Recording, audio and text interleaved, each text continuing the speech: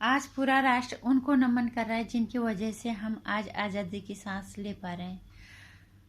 वो अगर नहीं होते तो शायद हम आज भी गुलामी की ही जिंदगी जी रहे होते।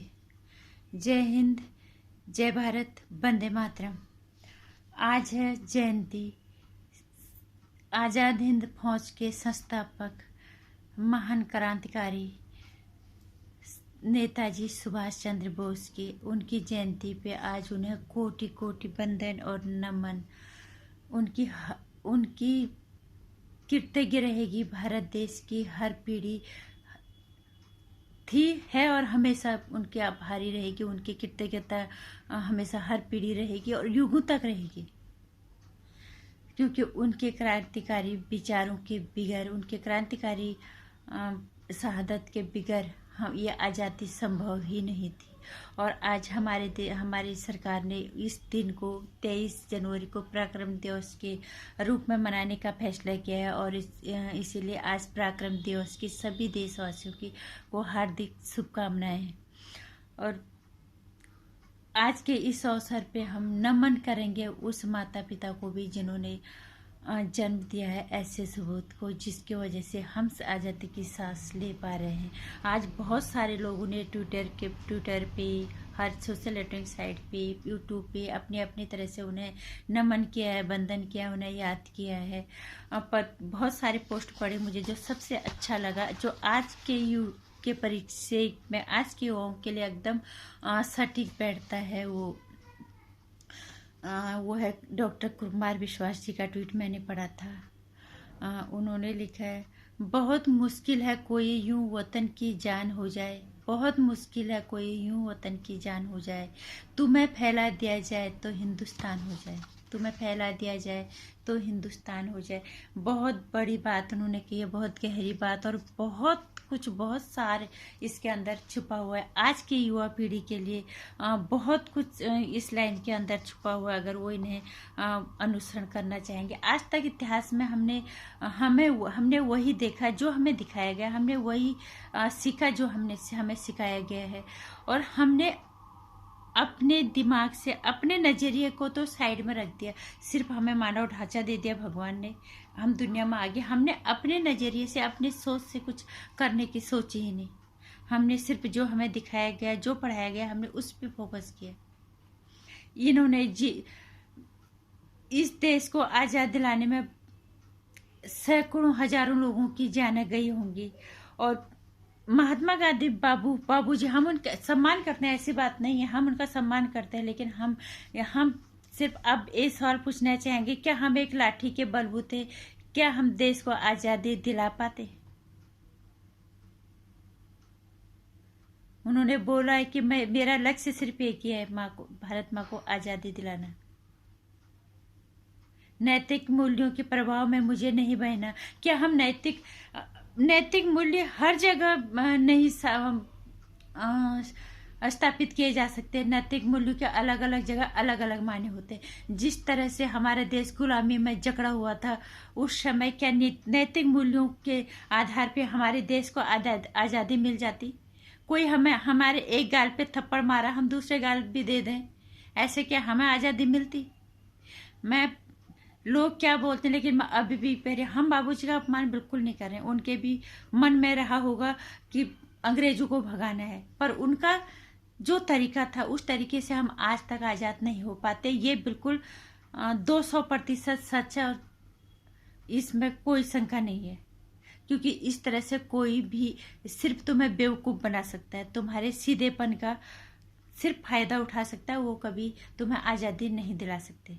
गांधी जी की विचारधारा अलग तरह की थी। गांधी जी को खुद को कष्ट देके वो कि हम सत्याग्रह करेंगे, ये करेंगे, लाठी से भगाएंगे, ऐसे अंग्रेज भागने वाले कभी नहीं थे। इस तरह से हमें आज़ादी नहीं मिलती।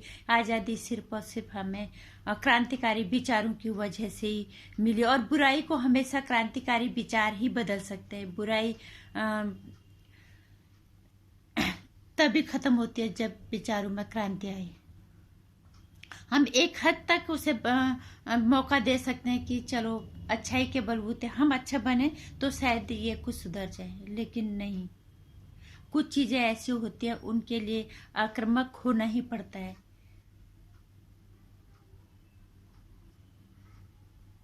सुभाष चंद्र बोस जी ने वही रास्ता अपनाया। उन्होंने साफ बोला कि नैतिक मूल्यों के आधार के प्रभाव में मुझे नहीं बहना। अगर नैतिक मूल्यों को वहाँ पे रखा जाता, क्या हम आज आज़ादी की सांस ले पाते? कभी नहीं ले पाते।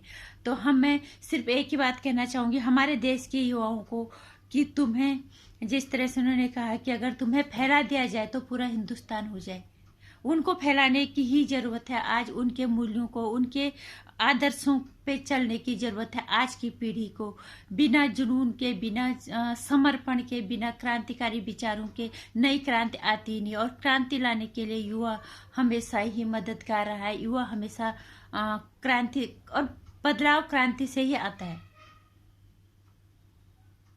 आज हमारे देश में जिस तरह का परिदृश्य देखने को हमें मिल रहा है, इस हिसाब से युवाओं को अपने अंदर जोश और ऊर्जा भरनी पड़ेगी। जैसे सुभाष चंद्र बोस को जी ने अपने अंदर क्रांति लाई, जो ऊर्जा उन्होंने लाई, जो समर्पण उनका देश के लिए था। अगर आप लोगों को आदर्श मानना है तो इन्हें आदर्श मान लो। अगर आपको जिंदगी में कुछ करना है, क्रांति लानी है, तो तुम आपको इनके जैसे महापुरुषों की जीवनी पढ़नी होगी। इनके जैसे महापुरुषों को आदर्श जिन्होंने आपके लिए स्थापित किया है, इनका अनुसरण करना है। अगर आपको इस देश को, आपको लगता है कि हमें देश में कुछ नई क्रांति लानी है, हमें देश को नई ऊंचाइयों पर ले जाना है, तो बुराइयों को खत्म करने के लिए क्रांति की ही जरूरत पड़ती है। और मैं यही चाहूंगी कि इस तरह के विचारधारा वाले, इस तरह के ऊर्जा वाले, इतना समर्पण, इतना जान भी दे देना जिनके लिए बहुत मुश्किल नहीं था, ऐसे लोगों को अपना आदर्श बनाओ। और इस तरह का युवा अगर हमारे देश के हर गली, हर गांव, हर शहर में हो जाए तो फिर क्या बात है। फिर हिंदुस्तान के हर कोने में एक सुभाष चंद्र बोस हमें मिलेगा। फिर बुराई को सर उठाने की हिम्मत नहीं पड़ेगी। बुराई सर उठाने से पहले ही कुचल जाएगी। उसको हिम्मत ही नहीं पड़ेगी कि वो बुराई उस हद तक ऊपर जाए। इसलिए आज के युवाओं को सिर्फ मैं एक ही बात कहना चाहूंगी, अगर आपको आदर्श मानना है तो ऐसे क्रांतिकारी विचारधारा वाले हमारे पूर्वजों को मानो, जिनके वजह से हम आज आज़ादी की सांस ले पा रहे हैं, जिन्होंने बहुत बड़े बड़े उदाहरण हमारे सामने स्थापित करके गए हैं। हमें कुछ और पढ़ने की जरूरत ही नहीं है, इनको पढ़ लो, तुम्हारा जीवन सफल हो जाएगा। खासकर युवाओं को अगर अपना आदर्श स्थापित करना है तो इनको अपना आदर्श मानना है।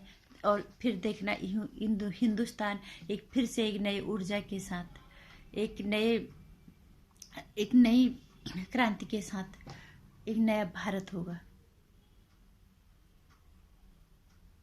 और बशर्ते आप लोगों को इसी तरह के महान पुरुषों को अपना आदर्श मानो, अपनी सोच से, अपने नज़रिए से दुनिया को देखना सीखो। हमें जो दिखाया गया, जो पढ़ाया गया, हम उन्हें गूंगों और अंधे बहरों की तरह नहीं अनुसरण कर सकते। हमें अगर अनुसरण करना है तो अपना नज़रिया भी हमें खोल के अपने नज़रिया भी रखना पड़ेगा, अपनी सोच भी सामने रखने के पे भी हमें चलना पड़ेगा। तभी हम एक नए भारत का निर्माण कर पाएंगे। अंत में सुभाष चंद्र बोस को फिर से एक बार उनको चरणों में नमन, वंदन और पराक्रम दिवस की सभी को फिर से एक बार हार्दिक शुभकामनाएं।